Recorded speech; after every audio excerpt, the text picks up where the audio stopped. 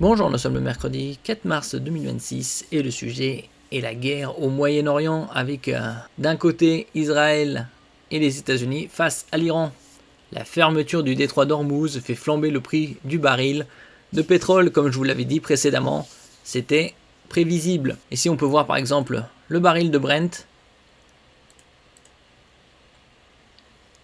Au plus bas ces 3 derniers mois c'était aux alentours de 58,72. Et là, c'est monté jusqu'à 85,12. Donc une envolée significative.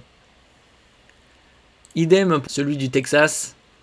Au plus bas, il était aux alentours de 55 et il est monté jusqu'à 77,59.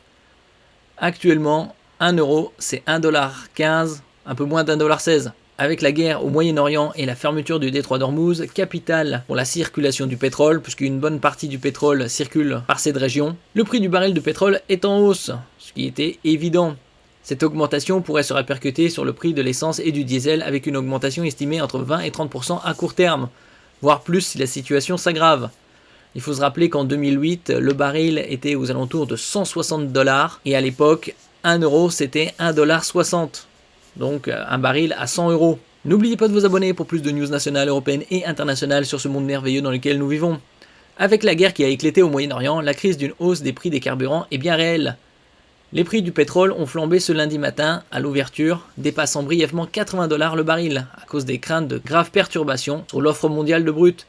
Actuellement, la consommation mondiale est aux alentours de 100 à 105 millions de barils par jour. Le barrage du détroit d'Ormuz, s'il était prolongé, pourrait entraîner une perte effective de 8 à 10 millions de barils d'offres de pétrole brut par jour, ce qui provoquerait une flambée des prix du baril et par ricochet des carburants à la pompe. Près de 20% de la production mondiale de pétrole transite par ce passage hautement stratégique. Les pays importateurs disposent cependant de réserves, mais une perturbation durable des flux pétroliers via le détroit d'Ormuz aurait un impact majeur sur les prix, car la perte des volumes exportés serait trop importante pour être compensée rapidement. Le seuil des 100$ le baril. Il se rapproche, probablement d'ici une bonne semaine. Les analystes prévoient une augmentation significative du prix du baril qui pourrait atteindre 100 à 120$ en cas de guerre prolongée et d'embrasement régional. Avant le conflit, le baril de Brent s'échangeait autour de 72$. À partir de 100$ le baril, il faut s'attendre à une hausse entre 15 et 20 centimes par litre de carburant.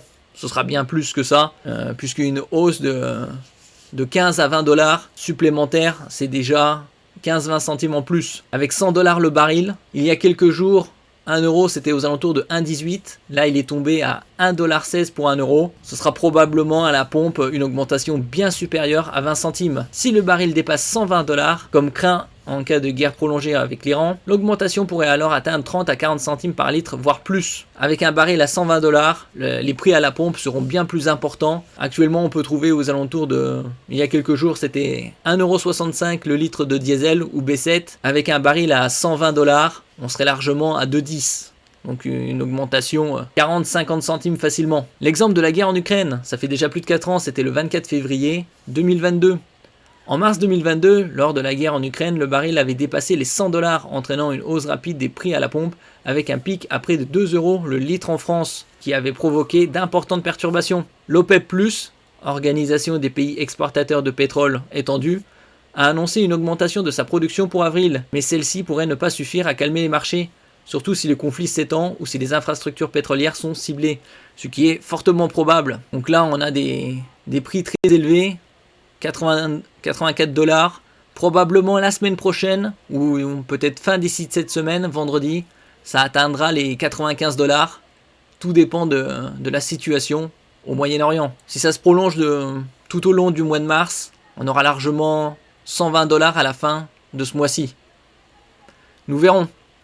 Merci pour votre écoute et à la prochaine.